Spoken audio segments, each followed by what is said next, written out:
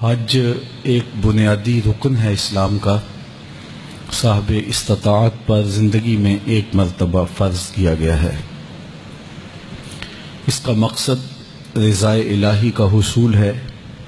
اس پر اللہ تعالیٰ کا شکر ادا کرنا چاہیے کہ اس پوری بستی سے، اس پورے محلے سے، پورے خاندان سے اللہ نے مجھے یہ سعادت نصیب کی، تو اور زیادہ جھک جانا چاہیے، لیکن تربیت نہ ہونے کی وجہ سے عمومی طور پہ یہیں سے ہی عجب اور خود نمائی کا جذبہ پیدا ہونے لگ جاتا ہے، جبکہ یہ چیز حج کے مقاصد کے منافی ہے۔ اور وہاں جا کر کے بھی حاجی جس طرح سے اپنے حج کو کیش کروا رہے ہوتے ہیں، سوشل میڈیا آنے کے بعد اب تو ایک ایک ادا اپنے ملنے والوں تک پہنچائی جا رہی ہوتی ہے۔ احرام جو باندھا ہے یہ تو ایک فقیری ہے کہ سلے کپڑے بھی نہیں پہنے اور لباس اتار دیا اور 2 کپڑوں میں کفن کا نمونہ ہے، لیکن اس کی بھی سیلفی اپنے عزیزوں کو بھیجی جا رہی ہے۔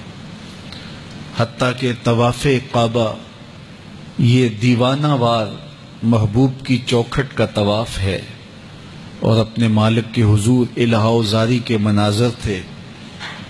یہ خوبصورت مناظر بھی سیلفیوں کی نظر ہو گئے۔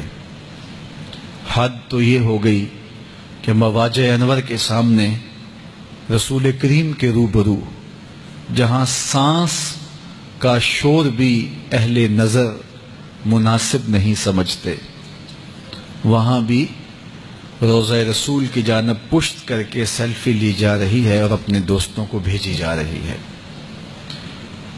یہ میں حجر اسود کو چوم رہا ہوں، یہ دیکھو میں مائے زمزم پی رہا ہوں، یہ دیکھو میں سائی کر رہا ہوں۔ میدان عرفات الہا و زاری کے مناظر، اللہ کے حضور اپنے گناہوں کی معافی کی درخواست کے لمحے تھے، لیکن ان لمحات کو بھی ہم نے اپنی نمائش کی نظر کر دیا۔ اتنا لمبا سفر کاٹا، مشقتیں صعوبتیں راستے کی گوارا کی، خون پسینے کی کمائی صرف کی۔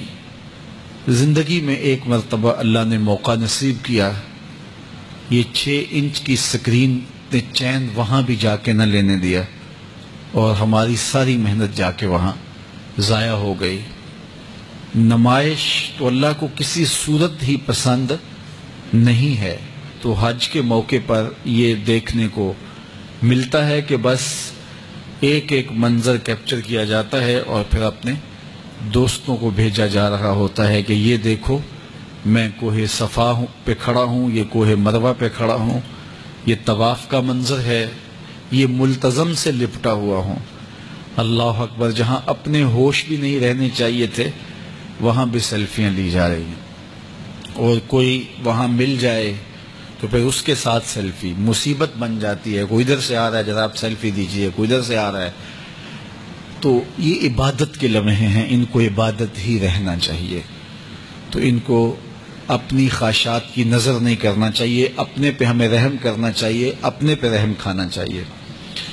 آداب کی رعایت کے بغیر عبادت کس طرح حسن پا سکتی ہے، تو ہمیں ان کی رعایت کرنی چاہیے۔